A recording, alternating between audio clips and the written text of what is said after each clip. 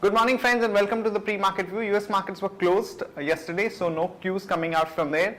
European markets were up almost about 1%, no major data points. And when we look at the Asian markets today morning, Japan started off with a red downtick, and now it has recovered and it's up almost about 0.62%. Most of the other Asian markets are marginally positive as we didn't have any cues coming out from US markets.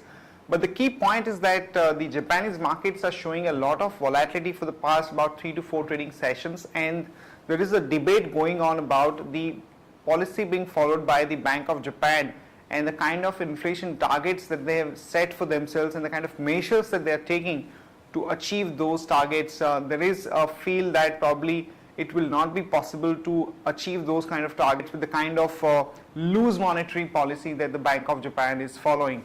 And we're seeing the effect already on the equity markets, to some extent on the currency, and particularly the export oriented companies based both in Japan and the rest of the Asia.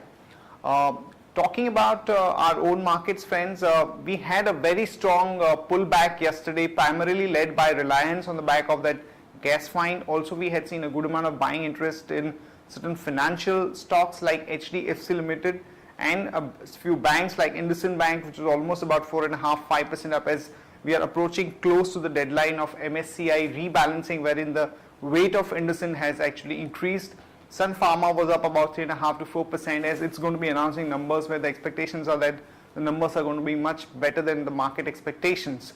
And in terms of flows, friends, FIs were net buyers in the cash market to the tune of about 416 crore. The domestic institutions were sellers in the cash market to the tune of about 510 odd crore, and in the index futures, FIs were net buyers to the tune of about 167 crore. On that note, let me invite Shaivar to take us through important F&O cues, data and strategies that we can have in the F&O markets. Good morning friends, let's have a view at derivatives.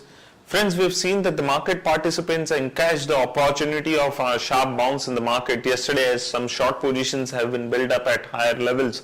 Now, talking about the FIs activity continued to remain sluggish, and on the options front, we have seen that the implied volatility has cooled off by around 4 to 8%.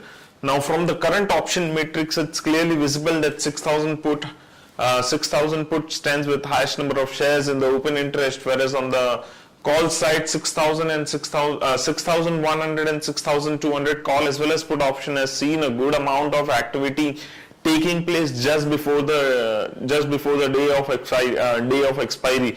Now we have closed above a weekly VWAP of 6050. A bias for the market is positive.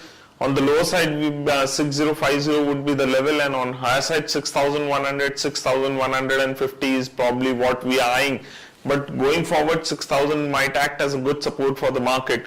From intraday perspective, friends, India Bull Real Estate is looking good, so one can maintain a stop loss of 79 rupees 75 paisa on this counter. Thank you.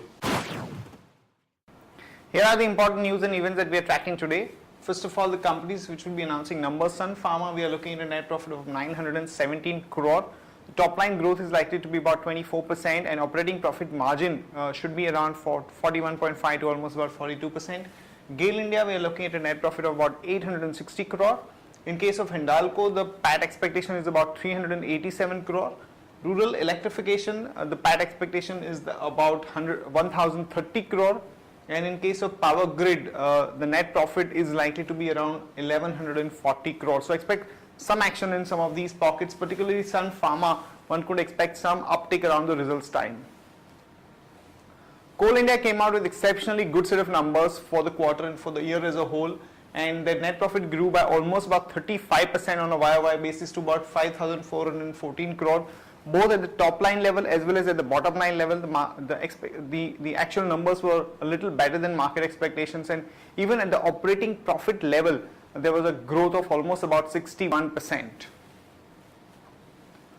In a negative development for the gold lending companies, particularly the banks, RBI has restricted the lending against the gold, and as per the RBI directive, the banks will not be allowed to give loan against the exchange traded funds and the gold mutual funds, and also they have put some kind of a cap against the a loan given on the gold coins, and as per RBI, the banks should not give loan in excess of about 50 grams per customer of the gold loan.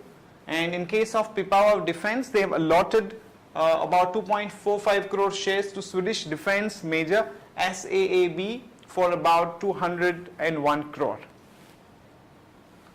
Just Dial has fixed the IPO price as about 530 rupees. Remember friends, the price range was about 470 to 543, so this has been fixed at the upper band of the price range.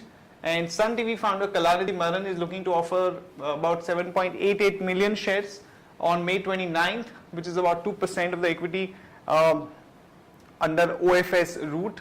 And AstraZeneca Pharma has set the floor price at about 490 rupees per share for the OFS.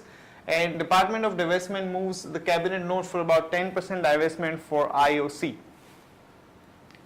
Coal India has also decided to increase the price of the lower grade coal with immediate effect by about 10%. This coupled with a good set of numbers, there could be a positive rub-off effect on Coal India, so one can go long there with the stop loss of 308 and a target of about 323 to about 329.